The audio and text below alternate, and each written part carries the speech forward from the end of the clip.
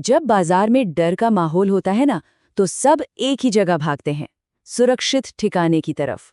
लेकिन सोचिए, क्या हो अगर जो सदियों से सेफ माना जाता था वही धोखा दे जाए। इस बार कुछ ऐसा ही हुआ है। चलिए देखते हैं कि इस उथल-पुथल में असली बाजी किसने मारी।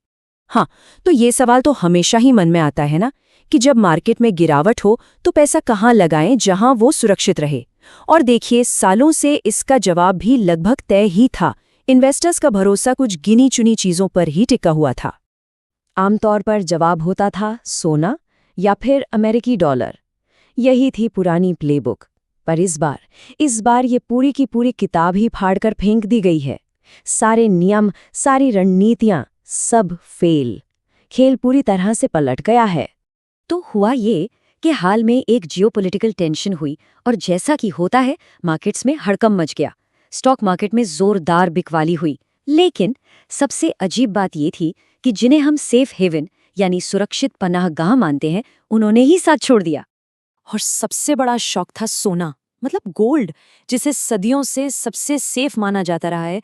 वो इस मुश्किल समय में असल में गिर गया। इस महीने करीब 5% नीचे। यकीन करना मुश्किल है, पर यही हुआ। तो सवाल ये उठता है कि अगर सोना नहीं तो फिर पैसा गया कहाँ?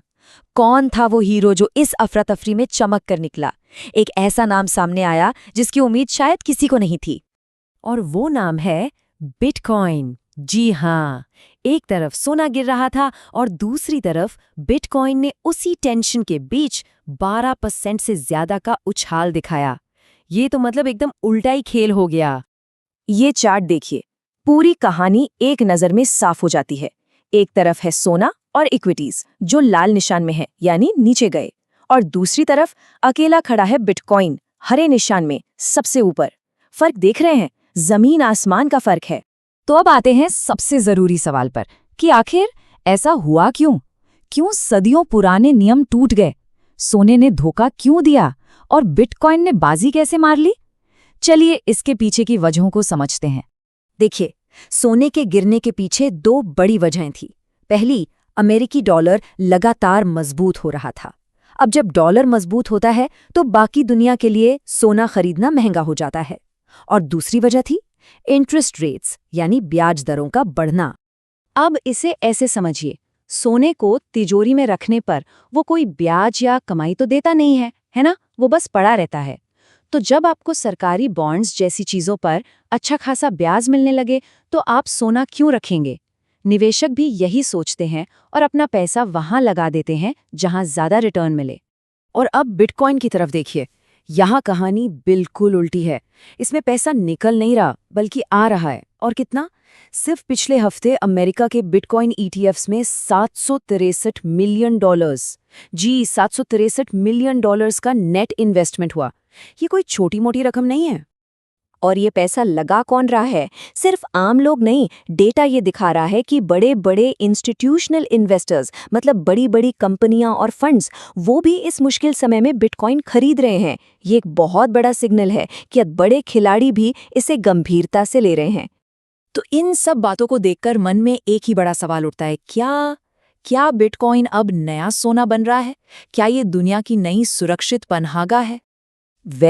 एक्सपर्ट्स का कहना है कि इसका जवाब इतना आसान नहीं है। हाँ या ना में नहीं दिया जा सकता। बिटकॉइन की भूमिका काफी कॉम्प्लेक्स है। ये कभी कभी एक रिस्की एसेट की तरह बर्ताव करता है, तो कभी एक ऑल्टरनेटिव सेफ हेवन की तरह। ये दोनों का मिक्सचर है। अगर हम सेफ हेवन की किताबी परिभाषा पर जाएं, मतलब एक ऐसा इन्वेस्टमेंट जो मुश्किल समय में अपनी वैल्यू बनाए रखे या बढ़ाए, तो इस बार के प्रदर्शन को देखकर तो बिटकॉइन इस परिभाषा पर खरा उतरता है। पर असली सवाल ये है कि क्या ये हमेशा के लिए है? तो हम आपको इसी सवाल के साथ छोड़ जाते हैं। बिटकॉइन का ये जो प्रदर्शन हमने देखा, क्या ये सिर्फ एक इत्तेफाक था, एक अस्थायी उछाल, या फिर हम सच में फाइनेंस की दुनिया में सुरक्षा की परिभाषा को बदलते हुए देख रहे हैं? इसका जवाब तो खैर वक्त ही देगा। रिस्क सिर्फ मार्केट में होता है, प्लानिंग में नहीं।